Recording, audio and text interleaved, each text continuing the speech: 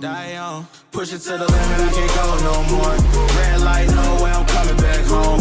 Long dirt road, all on my own. I'ma be the greatest, write my name in the stone. Write my name in the stone.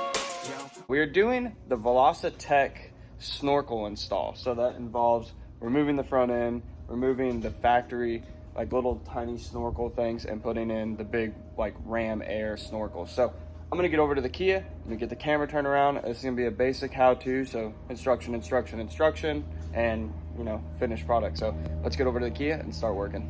Okay, so we are at the front end of the Kia, and we're gonna start first by removing this triangle piece, which it should just pop straight up. I'm gonna do it with both hands, so I'm super careful. I just wanna film. We're also gonna do this piece, so again, it just pops straight up. I'll let you know the difficulty once I have them removed.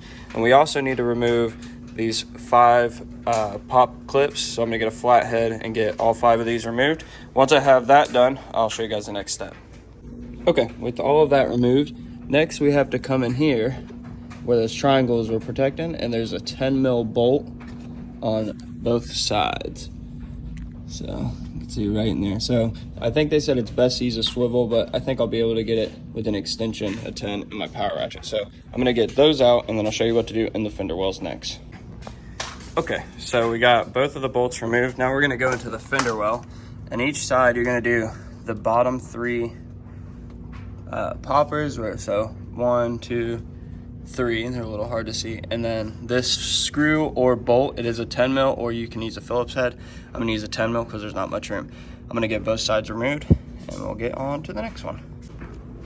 Okay, so now we're gonna get underneath the car, which I'll show you in a second. I just wanted to mention, I forgot to say, these triangle pieces were kind of a pain in the ass to pop out. It does take a little bit of strength, but I was just super easy, and they ended up coming out like relatively easy. All of the pop out things have also been really easy. I'm just using a flat head. You just stick the corner in and it pops out, and they come out super easy. So underneath the car now, let's crawl under here. There's going to be, I guess I'm missing one, missing a few maybe, or I'm looking at the wrong thing. Oh yeah, so there's pop outs for the bottom of this.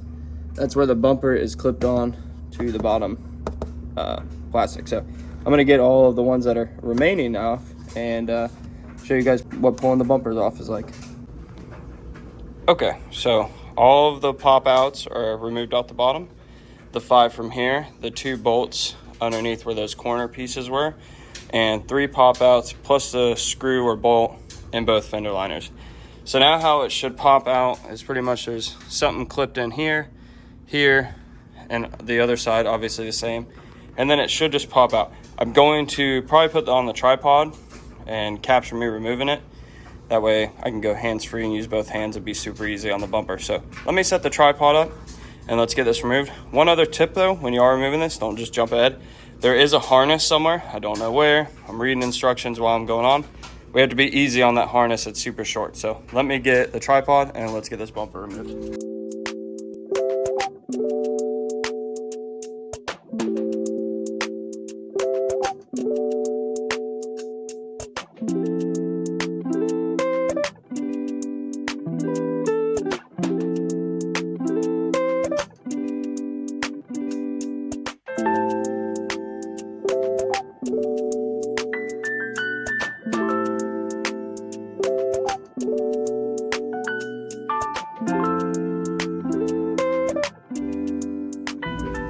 Okay, so it wasn't horribly hard.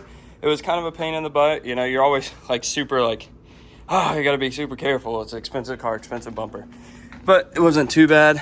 And then this is where the harness from the bumper plugged in. It has this like weird, almost like a breaker switch.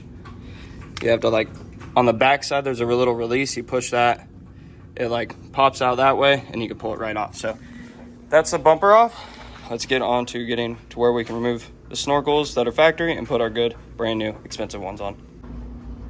Okay, so for the next step, we're going to be removing this shroud. It takes 6 10mm bolts, one here, one here. Yeah, I'm just going to show you the one on each side. There's one right here, you can see it's on that piece, and if you go right above the intercooler, there's one on this piece here. So there's 6 total. They're all 10mm, so a ratchet, extension, and 10mm should get that all off. So let me get those off and removed, and we'll get on to the next step. Okay, so we currently have all 6 bolts removed, and now we have to work on getting this harness unclipped from the intake shroud. You see how there's a few harness clips, so I'm gonna get all of those removed, and then I'll get the shroud removed and show you guys what we have to do after that. Okay, so I'm not gonna lie, the wiring has kind of been a pain in the butt. I can't get all of them out, so I'm gonna work on that in a second. I'm gonna go ahead and get the factory snorkels out of the way. It's 3 10mm bolts, so one on the side, one right here, and one on the very bottom right here. So we're gonna get these, they're 3 10mm. We have to reuse these screws for the Velossa Tech snorkels, so I'm gonna get those 6 removed, set aside, get this out of the way, so that way I can get those wiring clips undone. I just can't get to the back, and I don't want to, you know, break anything on a new car. So I'll be back with you guys in a few.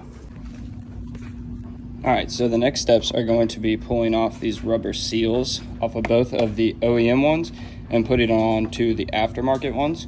I'm going to get that done, and I think it's going to be time to bolt them up using 2 of the 3 factory bolts. So if that's the case, I'm going to get the seals swapped, and I'll get one installed and show you guys how to install the second one.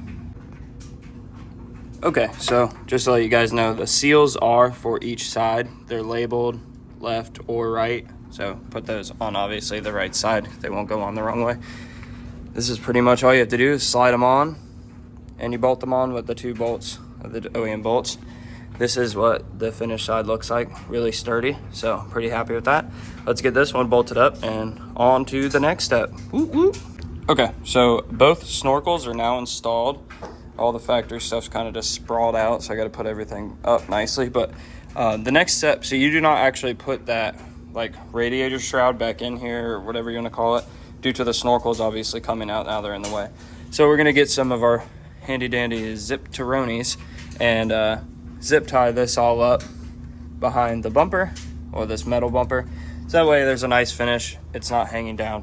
So I'm going to work on zip tying that, putting the finishing touches on it, and then I'll show you guys the final product. We'll get the bumper on, and then I'll show you guys this behind the grill.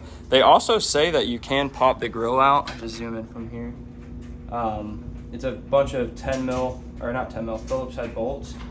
I'm not gonna do that because I want the car to look as stock and stuff as possible. So I'm gonna get the zip ties done and show you guys everything and move on. Okay, so I zip tied everything. I ended up putting one pretty much as tight over here as possible to hold that in. Seems to hold pretty good. One on each side of the center sensor to hold those in, and then one on this very far edge to hold that. I didn't do this one as tight. As you can see, there's the wire underneath, which I just made sure it was level and tightened that down lightly onto it. But it seems to be out of the way, looks super nice. So now I'm going to go ahead and put the bumper back on to the car and clean up my mess, and we'll look at it when I'm all done. So enjoy this quick little, I guess we'll do like 2 or 3 times so you guys can see me reassemble it all. All right, we have the bumper here. Remember to put your harness back on, and then our goal is to get underneath the bottom tray and then go on top of the headlights and everything. So we'll start the fast forward and get this thing on.